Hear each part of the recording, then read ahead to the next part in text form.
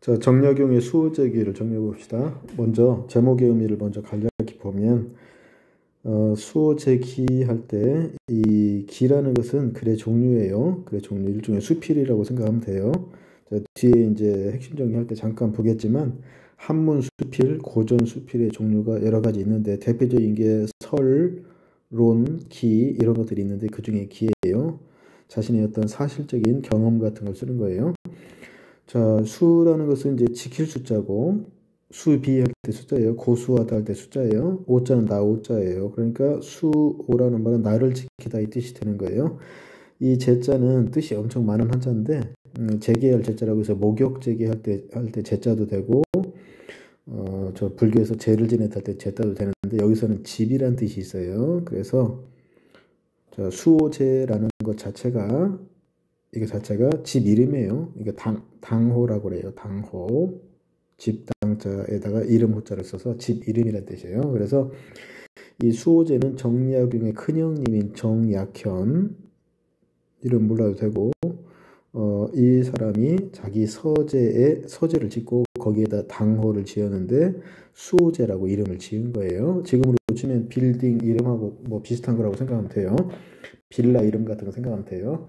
자, 그래서 이 당호 집 이름을 지었는데 좀 특이하게 지었죠. 나를 지키는 집 이렇게 지어놨어요. 나를 지키는 집 이렇게. 그래서 정약용이 이 이름에서 출발한 거죠. 이 글은 출발이 수호제라는 이름 집 이름이 좀 이상하죠. 그래서 여기에 의문을 가지고 있었는데 이것이 풀려서 이걸 해소하는 과정 그리고 그 이후에 이 이름 속에 들어있는 그 심오한 의미에 대해서 형님의 큰 뜻에 대해서 그 깨달음 이것을 쓴 것이 수호제기라고 정리하면 돼요. 자, 그러면 정약용이 이 글을 쓰게 된 어떤 계기라고 할까 이런 배경 이것에 대해서 알기 위해서는 정약용에 대해서 간략히만 좀 정리해 봅시다.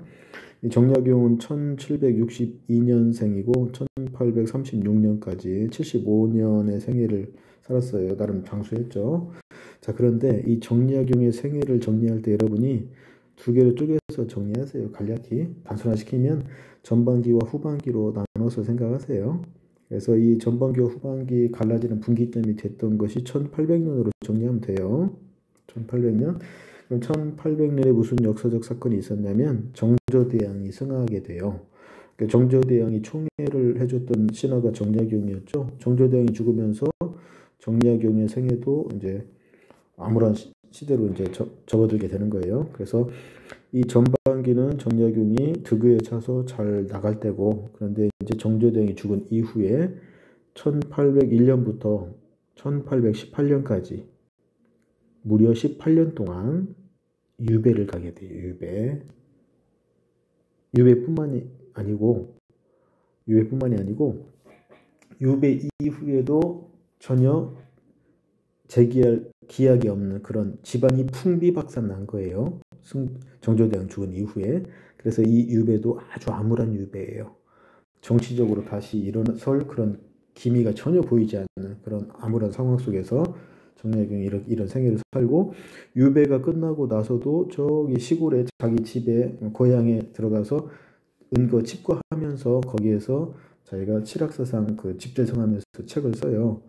그러면서 이제 말년을 여성을 보냈던 사람인데 정약용의 호를 보통 다산이라고 우리가 많이 생각하고 있는데 정약용이 본인이 좋아했던 호는 여유당이에요. 여유당. 그래서 정약용이 엄청난 방대한 그 책을 쓰고 남겼는데 그 정약용의 전집이 여유당 전서가 돼요. 그래서 이 여유당이라는 이 호 자체가 여자와 유자를 결합시킨 말인데 여유란 말 자체가 우리가 여유를 가지다 할 때 그 뜻은 아니고 노자 도덕경에 나오는 아주 심오한 뜻이 있는 건데 이제 약간 겨울에 그 얼음을 건너듯이 또는 이웃을 조심하듯이 항상 조심하고 주의하고 이런 뜻이 있어요. 근데 이것은 이제 그 1800년 직전에 1799년에 이제 그 당시에 그 주도적인 세력이 서인 세력이죠. 소론 이렇게 갈라졌을 때 노론 세력이죠. 이 서인 세력들이 정약용에 대해서 견제하면서 정약용은 남인 출신이에요. 남인을 견제하면서 뭐 공격을 해올 때 정약용이 이제 그 시골로 어쩔 수 없이 물러나면서 거기다가 자기 집, 자그마한 집, 거기다 당호를 지은 것이 여의당이에요. 여의당, 집당자 써서. 그래서 여기에 자기의 어떤 생각이 집약되어 있다고 보면 돼요. 항상 조심하면서 주의 깊게 이렇게 만사, 일종의 처세술인 거죠. 이렇게 세상을 살아가리라 이런 게 깔려 있어요. 자, 이런 여의당이라는 호를 짓고 불과 1년 만에 유배를 가게 된 거예요. 그리고 18년 동안 유배지에서 거기서 계속 살 수밖에 없었어요. 그리고 정약용의 큰 형이 정약현이고 둘째 형이 정약전인데, 정약전은 흑산도로 유배돼서 거기서 나오지 못하고 죽었죠. 뭐 최근에 무슨 영화도 있었죠. 뭐 자산오보인가 뭐 있었어요. 그 정약전도 실학자예요. 그 다음에 셋째 형이 정약종이에요. 정약종 이렇게 있는데, 자, 이름들은 알 필요는 없지만 이 셋째 형은 그 천주교 그 사건으로 해서 신유박해 때 이제 교수형에 처해질 정도로 집안이 풍비박산다요. 그래서 정조대왕 죽자마자 신유박해 1801년에 있었는데, 이때 정약전 흑산도로 유배되죠. 그 다음에 정약종은 그때 아예 죽임을 당하고 정약용은 또 유배를 가죠. 다산으로. 이렇게 유배를 가는, 집안이 완전히 풍비박산 나는 상황에서 정약현은 그때 당시에 정치 벼슬길에 있지 않았기 때문에 온전히 몸을 보존을 하게 돼요. 그래서 이 정약현은 벼슬길에 나아가지 않은 처사였어요. 그래서 어떤 정치적 소용들이 휘말리지 않고 집안을 보존할 수 있었던 사람이에요. 그래서 정약현이란 큰 형님께서 자기 서재에다가 수호제라는 이름을 지었는데, 이것에 대해서 정약용이 나름대로 잘 나갈 때는 이것의 의미가 무엇인지 의문을 가지고 의아해하고 있었는데, 이제 자기가 유배된 상태에서 곰곰이 생각해 보니까 이 형님의 큰 뜻을 이제 이해하게 된 거죠. 그래서 이것을 이제 수필 형태로 쓴 것이 수호책이라고 정리하면 돼요. 자, 길지 않은, 그리고 기승전결로 이렇게 정리하면 되고, 구절을. 자, 맨 처음 한번 봅시다. 자, 수호제. 자, 핵심 소재, 제재. 이 글의 제재를 딱 던져준 거죠. 중심 소재. 즉, 나를 지키는 지. 이 의미를 그대로 풀이해줬어요. 아까 말한 대로 한자 그대로 풀었어요. 큰형님, 아까 정약현이라고 했죠. 자신의 서재에 붙인 이름이다. 나는, 글쓴이가 직접 나오죠. 수필이니까. 처음 그 이름을 보고, 그 수호제라는 이름을 보고 의아하게 여기며 의문을 가졌다는 얘기죠. 의문을 제기하는 거죠. 나와 단단히 맺어져 서로 떠날 수 없기로는 나보다도 더한 것이 없다. 비록 지키지 않는다 한들 나가 어디로 갈 것인가. 이렇게 이상한 일입니다. 라고 생각했었다. 이 말이죠. 그래서 이것은 누구나 생각할 수 있는 나를 지키는 집, 나가 어디로 간단 말인가? 이렇게 상식적이고 일반적인 반응에 해당되는 거죠. 나라는 건 굳이 지키지 않아도 어디로 가지 않는데 왜 이런 이름을 지었을까? 이런 생각을 했다는 얘기예요. 자, 그 다음에 이제 이게 승으로 가면 장기는 지명이에요. 포항에 있는 지명이고, 귀양 온 이후, 귀양이란 말이 직접 나오죠. 유배를 가게 된 거예요. 1801년이에요. 이게 1801년에 신유박해로 해서 이제 정약용하고 정약전 그 둘째 형님하고 같이 포항 장기로 유배를 가게 됐어요. 거기 가서 홀로 지내며 깊이 생각이 깊어졌는데, 생각이 깊어질 수밖에 없는 거죠. 집안이 풍비박산 났으니까. 어느 날 갑자기라고 했는데 뒤에까지 이렇게 읽어보면 갑자기가 아닌 거예요. 아주 곰곰이 오랫동안 생각해서 갑자기 깨달았다는 얘기예요. 그러니까 갑자기라는 말이 지금 순간적으로 뭔가를 느꼈다는 건 아니고, 오랜 생각이 깊어진 상태에서 불현듯 지금 그 의문점에 대한 대답이 생각났다는 얘기예요. 이 의문점이란 것은 앞에 수호제의 그 의문이죠. 환히 깨달을 수 있었다. 나는 벌떡 일어나 다음과 같이 말했다. 천하 만물 중에 지켜야 할 것은 오직 나뿐이다. 이렇게 말했죠. 자, 아까 처음에는 이 의문을 제기했었는데, 이제 의문에 대한 해소, 그 결론이죠. 이 생각을 통해서 곰곰이 생각한 다음에 이런 것을 결론을 내린 거예요. 천하 만물 중에 지켜야 할 것은 오직 나뿐이다. 자, 그리고 나서 이제 이 근거를 대는 거죠. 한번 보세요. 내 밭을 지고 도망갈 사람이 있겠는가? 이런 소재를 갖다 놨죠. 그러니 밭은 지킬 필요가 없다. 이렇게 자기가 스스로 물어보고 대답하는 형식으로 돼 있죠. 첫 번째, 내 밭은 지킬 필요 없다. 속세적인 사람들, 세상 사람들이 이렇게 생각하죠. 나는 지킬 필요가 없다. 나는 어디로 가는 것이 아니다. 오히려 내 밭을 지켜야 된다. 이렇게 생각하는데 잘 생각해 보면 이걸 뒤집어 생각해 보면 내 밭을 누가 짊어지고 도망갈 것이냐 이거죠. 지킬 필요가 없는 것이다 이 말이고, 내 집을 지고 달아날 사람이 있겠는가? 그렇지 않죠. 그러니 집을 지킬 필요가 없어요. 내 동산에 꽃나무와 과실나무들을 뽑아갈 수 있겠는가? 나무 뿌리는 땅속 깊이 밖에 있다.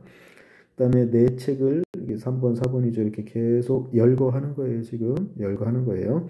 내 책을 훔쳐가서 없애버릴 수 있겠는가? 성현의 경전은 세상에 널리 퍼져 있어서 물과 불처럼 흔한데 누가 등이 없앨 수 있겠는가?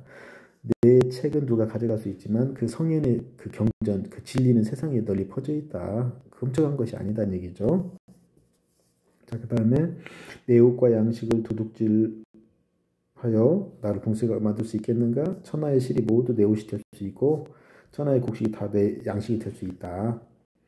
도둑들이 비록 훔쳐간다고 한들 하나들의 불과할 터 천하의 모든 옷과 곡식을 다 없앨 수는 없다. 따라서 천하의 만물 중에 꼭 지켜야 할 것은, 그렇게 지켜야만 하는 것은 없다. 그래서 여기서 길게 1번부터 5번까지 쭉 이렇게 보면 이것을 계속 사례를 열거하면서 계속 대꾸적인 문장을 쓰면서 유사한 문장 구조를 반복하면서 서술적 진술을 계속 반복하면서 이제 독자의 어떤 공감을 유도하고 있죠. 그러면서 자신의 어떤 주장을 지금 강화하고 있어요. 그래서 대조적으로 지금 얘기하고 있죠. 나 자신 이것과 나뿐인 것 이것과 나머지 5개를 대조하고 있어요. 그래서 이렇게 말하면서 나머지 5개 이것들은 굳이 지킬 필요가 없는 것인데 내가 그전에는 이것을 지켜야 한다고 생각했다는 얘기죠. 거꾸로 생각했다는 얘기예요. 근데 지금 깨달으니 지켜야 할 것은 오직 나뿐인 거예요. 이것을 큰형님께서는 먼저 선견지능으로 먼저 깨달으시고 그 마음 자세를 수호제라는 그 집 이름에 담으셨다는 얘기죠. 그 다음 보세요. 그러나 유독 이 나라는 것은 아까 이제 5개 얘기했던 거랑 대조되는 거죠. 그 성품이 달아나기를 잘하며 출입이 불성하다. 자, 왜 이런 말 하는지 한번 뒤에 이제 봐야겠죠. 아주 친밀하게 붙어 있어 서로 배반하지 못할 것 같지만 우리 착각이라는 얘기죠. 잠시라도 살피지 않으면 이 말은 이 나라는 것은 항상 자기 반성하고 성찰을 해야만 달하지 않는다는 얘기예요. 어느 곳이든 가지 않는 곳이 없다. 이익으로 유혹하면 떠나가고 위험과 재앙으로 겁을 주면 떠나가고 이렇게 음악 소리, 미인의 예쁜 얼굴 이렇게 하면 보고도 떠나갈 수 있는 것이다. 자, 그런데 한번 떠나가면 또 돌아올 줄 몰라서 붙잡아 만류할 수도 없다. 그러므로 천하 만물 중에 잃어버리 쉬운 것이 오히려 나다. 아까 말한 물질적인 모든 것들은 잃었다가도 다시 찾을 수 있지만 금세 이 나라는 것은 한번 잃어버리면, 나라는 건 여기서는 본성 정도 한번 생각해 보세요. 사람의 본성, 오랫동안의 습관을 통해서 쌓여진 것이 본성이죠. 그 본성도 변하죠. 그 본성, 예를 들면 그 공부할 때 이렇게 미세한 습관이 쌓여서 이것이 어떤 게으른 어떤 본성이 될 수 있는 거죠. 그런 본성, 그래서 잃어버리기 쉬운 것이 나의 본성일 수도 있는 거죠. 그래서 본성은 계속 지속적으로 계속 살피거나 성찰하거나 반성하거나 유심히 보지 않으면 바뀔 수 있고 변할 수 있고 잃어버릴 수도 있다는 얘기죠. 그러니 꽁꽁 묶고 자물쇠로 잠가서 나를 굳건하게 지켜야 하지 않겠는가? 이렇게 서류적 진술로 강조하는 거예요. 그래서 이것은 결론은 철저한 자기 수양이 필요하다 이런 얘기예요. 철저한 자기 수양이 필요하다. 그래서 기왕을 와서 내가 이걸 깨달았다는 얘기죠. 그 다음에 여기 이제 미인의 예쁜 얼굴 이런 거 나왔을 때 한자성어 이런 게 있죠. 한자성어로 화용, 월태, 경국지색은 많이 들어봤죠. 뭐 설부화용, 뭐 단순호치, 뭐 명모호치 이런 다양한 그 한자성어들이 있어요. 자, 그 다음에 두 번째 쪽. 자, 나는 나를 허투루 간수했다가 나를 잃은 사람이다. 여기 잘 보면 이 고일 천재 그 교과서에서 이 나를 두 가지로 나눠서 써줬어요. 친절하게. 이 따옴표를 쳐준 나는 이게 본질적 자어로 정리해두면 돼요. 본질적 자. 근데 여러분이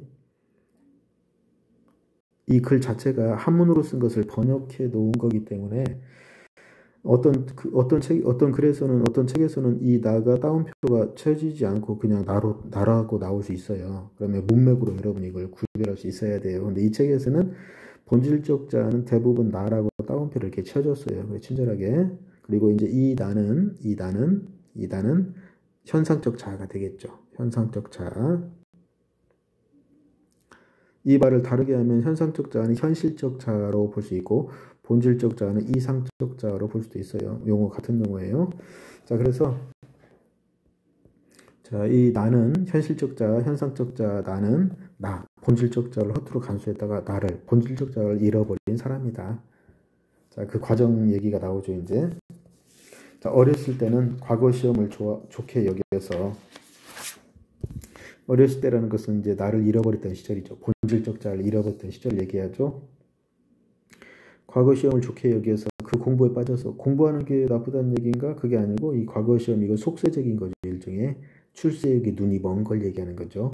자기 수양과는 직접 관련이 없는 거죠. 어떻게 보면. 자, 그래서 거기에 빠져서 10년 동안 이렇게 10년 동안 나를 잃어버렸었다는 얘기죠. 그러다가 마침내 조정의 벼슬아치가 되었어요. 출세했다는 얘기죠. 자, 삼호관대 비단 도포를 입고 삼호관대 비단 도포를 입었어. 이건 대유조 표현이에요. 대유조 표현이에요. 대유법 일종의. 그래서 이제 벼슬길에 나섰다는 얘기죠. 백주 도로를 미친 듯 바쁘게 돌아다니며 12년을 또 보냈어요. 그러니까 도합 공부하는 기간 10년, 12년 이제 득의의 세월이죠. 이제 과거 시험 보고 나서 조정의 벼슬아치가 되어서 이제 나름대로 잘 나갈 때예요. 그러다가 갑자기 상황이 바뀌어 친척을 버리고 고향을 떠나 한강을 건너고 문경세제를 넘어 아득한 바닷가, 아까 유배지인 장기를 얘기했죠. 포항 장기, 대나무 숲이 있는 곳에 이르러서야 멈추게 되었다. 이때 나도 땀을 흘리고 숨을 몰아쉬며 허둥지둥 내 발꿈치를 쫓아 이렇게 함께 이곳에 오게 되었다. 나는 나에게 말했다. 나 현상적 자, 현실적 자가 본질적 자에게 말을 하는 거예요. 지금 두 자가 대화를 하는 것처럼 표현되어 있는 거죠. 이게 나가 나에게 말했으니까 이때 너는 본질적 자겠죠. 본질적 자, 너는 무엇 때문에 여기에 왔는가? 여우나 도깨비 홀려서 여기 왔는가? 홀려서 왔다는 것이 헛것이라는 얘기죠. 이것은 일종의 권력을 비유적으로 얘기한 거예요. 권력. 벼슬길에 있을 때는 이 권력에 눈이 멀어서 내가 그렇게 홀려서 다니다가 여기까지 쫓겨온 것인가? 바다의 신이 불렀는가? 바다 귀신이란 얘기죠. 그 다음에 너의 가족과 이웃이 손에 있는데 어째서 본 고장으로 돌아가지 않는가? 스스로 자문자답할 때 자문이죠. 스스로에게 묻는 거예요. 이렇게 나는 나에게 말했다. 이것은 현상적 자가 본질적 자에게 말을 걸어서 물어보고 있는 거죠. 이 자문을 통해서 성찰을 하고 있는 거죠. 스스로의 성찰. 그러나 나는 본질적 자죠. 멍하니 꼼짝도 않고 돌아갈 줄 몰랐다. 그 안색을 보니 마치 얽매이게 있어 돌아가려 해도 돌아갈 수 없는 듯했다. 그래서 나를 붙잡아 함께 머무르게 되었다. 자, 이 말은 무슨 말이냐면 이 유배지에 와서 이 현상적 자인 나가 본질적 자인 나를 붙잡아서 함께 머무르게 되었다는 것은 이제 이것을 다시 회복했다는 얘기죠. 그러니까 아이러니하게도 벼슬길에서 잘 나갈 때는 나는 본질적 자를 잃고 살았는데 지금 대단히 불우한 암울한 상황에 처해진 이 유배지에서 오히려 본질적 자를 깨닫게 됐다는 얘기예요. 이 무렵 때 둘째 형님 이게 정약전이에요. 정약전이 나중에 흑산도로 유배돼서 거기서 결국 못 나왔어요. 거기서 죽게 되었어요. 그 둘째 형님 또한 나를 잃고 본질적 자를 잃고 남의 섬으로 가셨는데 역시 나를 붙잡아 함께 그곳에 머무르게 되었다. 같은 처지가 되었다는 얘기죠. 이것은. 마지막 결이죠. 이제 유독 내 큰 형님만이 정약전이죠. 정약현이에요. 아까 큰 형님 나를 잃지 않고 본질적 자를 잃지 않고 편안하게 수호대 단정히 앉아 계신다. 결론적으로 이제 정약현이란 이 사람이 벼슬길에 나아가지 않고 고향에서 수양을 하고 은거하면서 지냈기 때문에 집안을 그래도 지킬 수 있었던 거예요. 결과적으로는. 그래서 이제 그 정약용이 잘 나갈 때, 벼슬길도 잘 나가고 할 때 정약전과 함께 아주 뛰어난 천재들이죠. 다 그 형제들이. 근데 그때는 미처 깨닫지 못했었는데 큰형님의 그 큰 뜻을 이제 깨닫게 된 거예요. 본디부터 지키는 바가 있어 나를 잃지 않으신 때문이 아니겠는가. 이것이야말로 큰형님이 자신의 서재 이름을 수호제라고 붙이신 까닭일 것이다. 이것을 드디어 깨달았다는 얘기죠.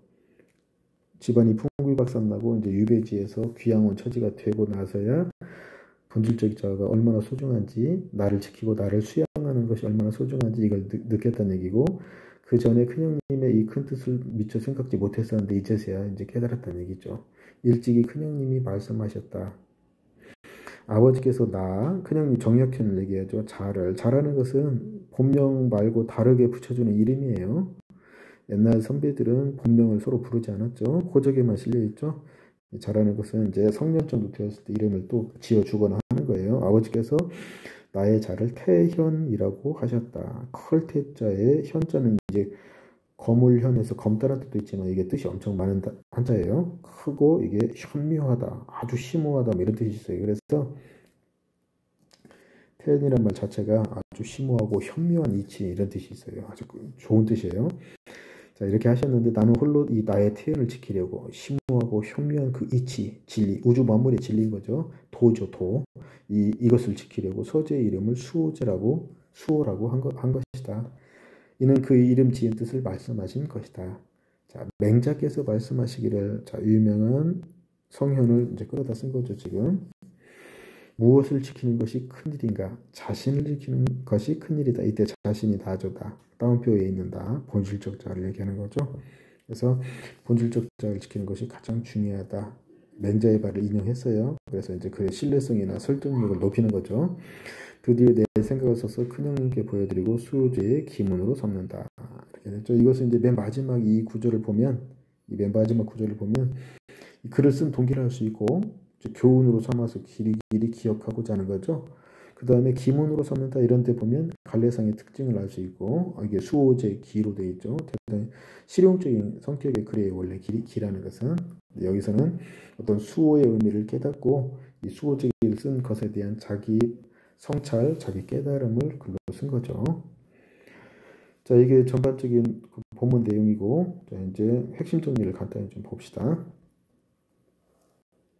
자, 이 작품은 글쓴이가 정약용이 큰형 정약현이 집에 붙인 당호, 집 이름, 수호제를 통해서 얻은 깨달음. 처음에는 의문에서 출발해서 의문을 이것을 해소하고 궁극적으로 이 깨달음에 이른 과정, 이것을 얘기한 거죠.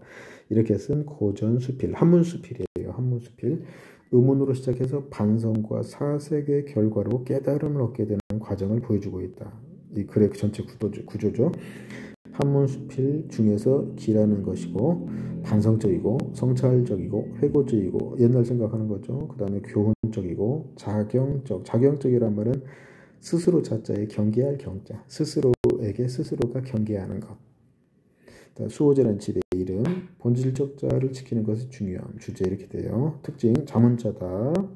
사물의 의미를 도출하고 있고 의문에서 출발해서 깨달음을 얻는 과정, 독자의 공감을 유도하고자 하는 것, 여유당 전서로 되어 있죠. 자, 한문수필의 종류.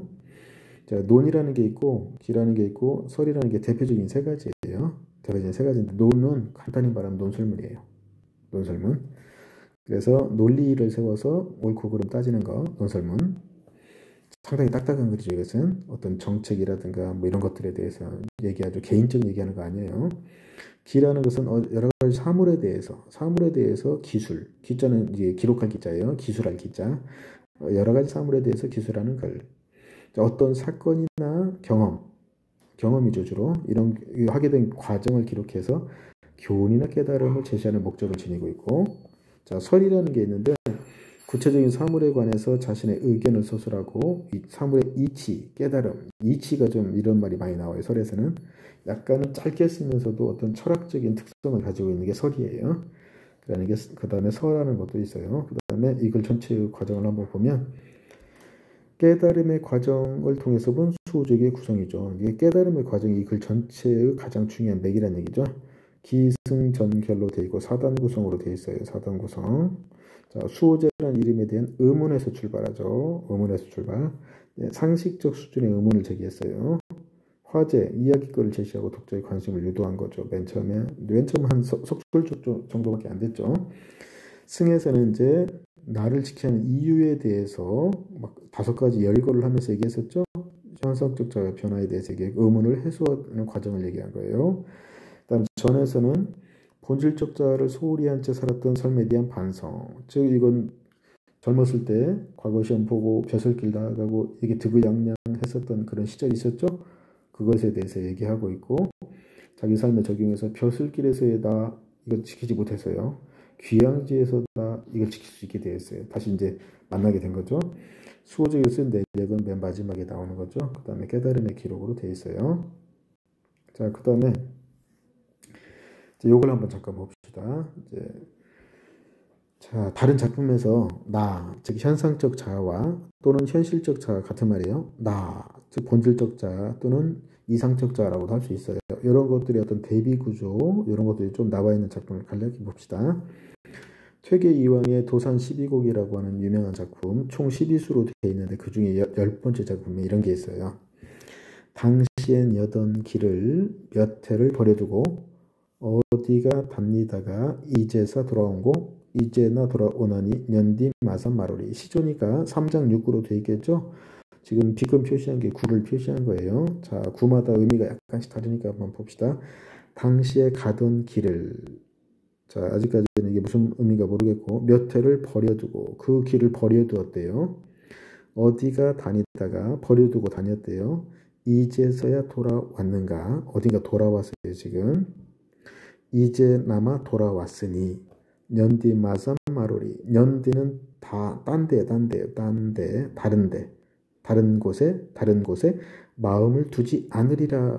마음을 두지 않으리라 했으니까 이 딴 데는 부정적인 의미가 나올 수밖에 없어요. 시적화자가 이 딴 데는 마음을 두지 않으리라고 했으니까 딴 데는 부정적인 곳이에요. 자, 그럼 이제야 돌아왔다고 했으면 이제 돌아온 곳은 이제서나마 돌아왔으니 딴 데는 마음을 두지 않으리라 했어요. 이 돌아온 곳은 당연히 긍정적인 의미가 있을 수 있죠. 긍정적인 의미. 자, 이 딴 데는 결론적으로 말하면 속세적이라고 하면 돼요. 속세적인 거, 벼슬길 같은 거 생각하면 돼요. 벼슬길 같은 거. 그 다음에 여기 돌아왔다는 것은 자연이라고 생각하면 돼요. 순수한 공간이 자연이라고 생각하면 돼요. 그래서 지금이나마 이제라도 늙어서라도 이 자연 속으로 순수한 공간으로 돌아왔으니 이 속세적인 벼슬길 같은 욕망의 세계 이런 데에는 다시 마음을 두지 않으리라 이런 얘기예요.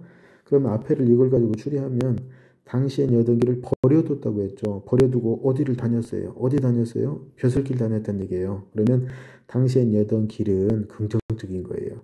그러니까 순수한 학문 탐구를 했던 그런, 그러니까 본질적 자가 살아 있을 때, 즉 나와 현실적 자와 본질적 자가 분리되지 않고 하나처럼 잘 지니고 있었던 순수한 시절의 나를 얘기하는 거예요. 공부를 하더라도 순수한 호기심으로 탐구정신으로 공부했을 때를 얘기하는 거예요. 그런데 몇 해를 버려두고 이 말에 이제 어느 순간부터 과거 시험 공부하고 하면서 속세적인 욕망의 학문에 이제 눈을 뜨고 거기에 정신없이 이제 매달리는 거죠. 그러고 어디를 다니다가 벼슬길 다니다가 이게 정약용 아까 그 과정 그대로 연결돼요.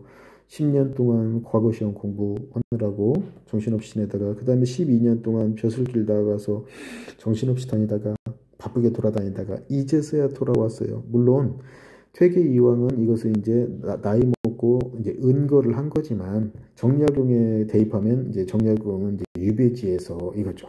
유배지에서 이제나마 돌아왔으니 퇴계 이황은 이제라도 이 자연 속에 돌아왔으니 딴 데 속세적인 욕망에는 마음을 두지 않으리라 이런 얘기 했는데 이걸 정약용에 그대로 적용하면 이제 아까 이제 돌아왔다는 것은 이제 긍정적인 건 아니죠. 물론 유배지에서 이제 돌아왔은 이 말은 이제 이거죠.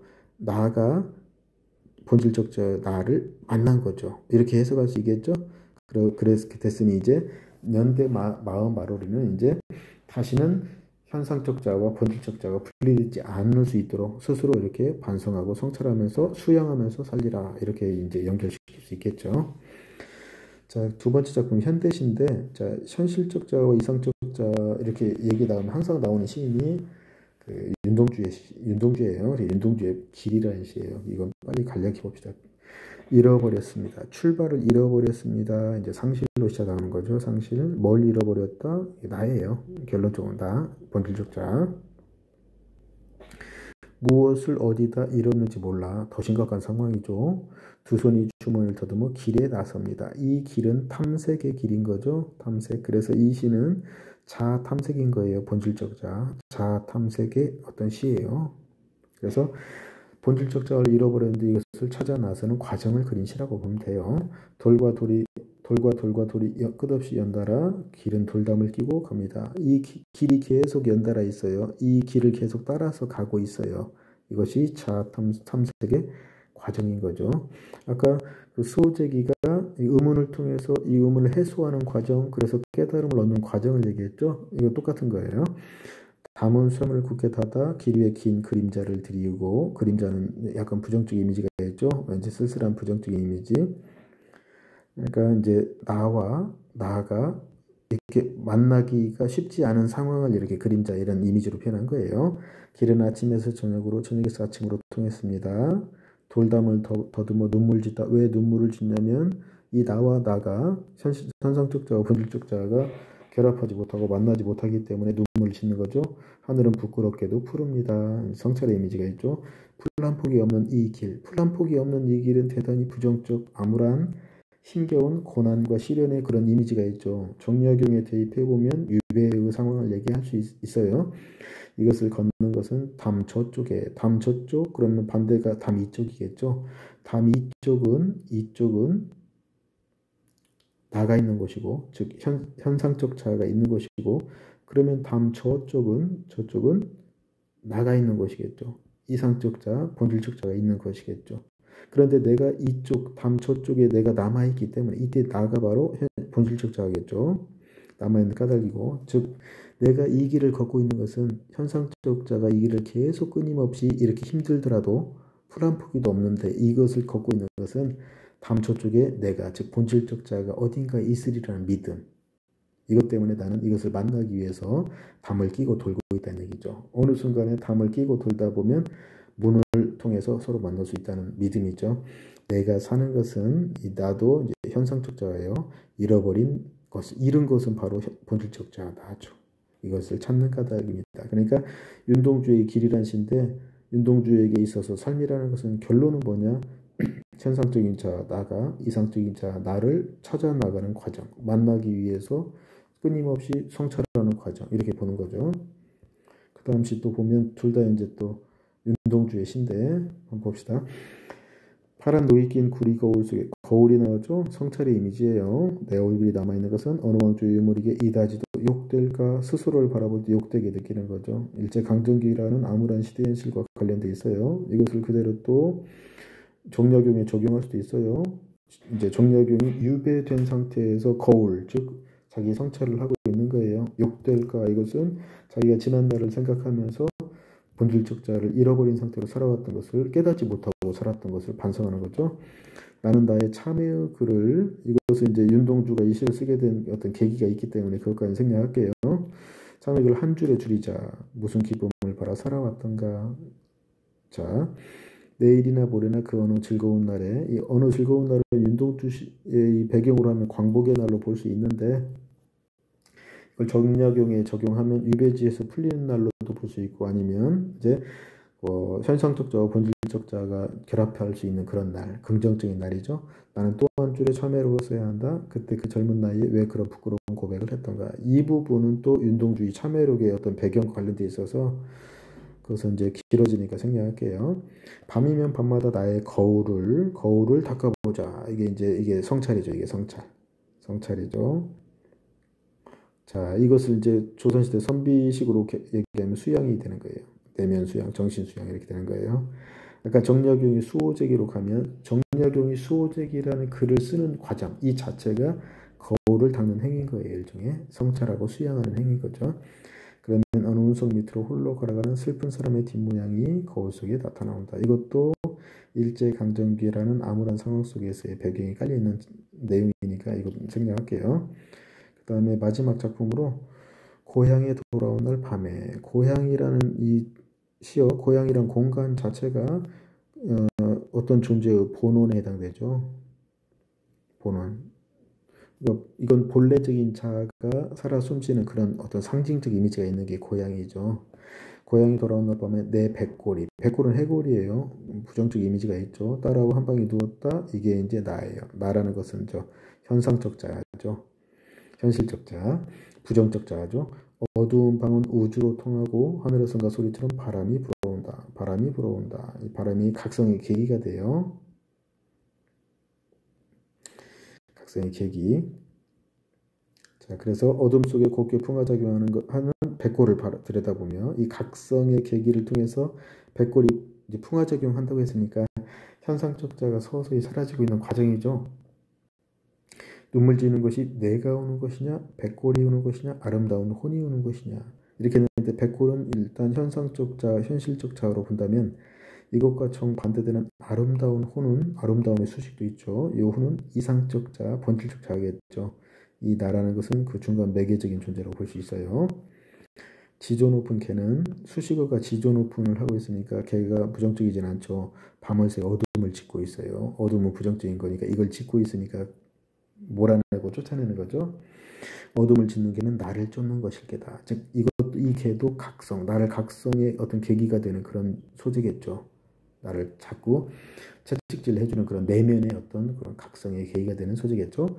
그래서 그걸 바탕으로 가자 쫓기는 사람처럼 가자. 백골 몰래라고 했죠. 현상적 자, 현실적 자 몰래 아름다운 또 다른 고향으로. 그러니까 그냥 고향도 아니고 아름다운 또 다른 고향이에요.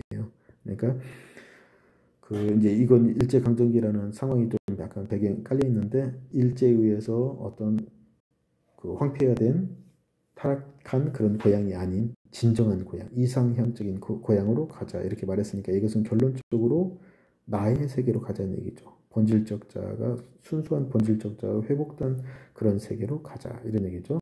그러면 이걸 또 수호제기에 적용을 해보면 이 각성의 계기가 되는 것, 그 수호제기에서는 이제 저거죠. 수호제라는 그 이 집의 이름을 소재로 해서 이 나를 찾아가는 과정, 본질적 자아를 찾아가는 과정, 이 깨달음의 과정을 쓴 것이 수호제라고 볼 수 있어요. 자, 이렇게 정리합시다.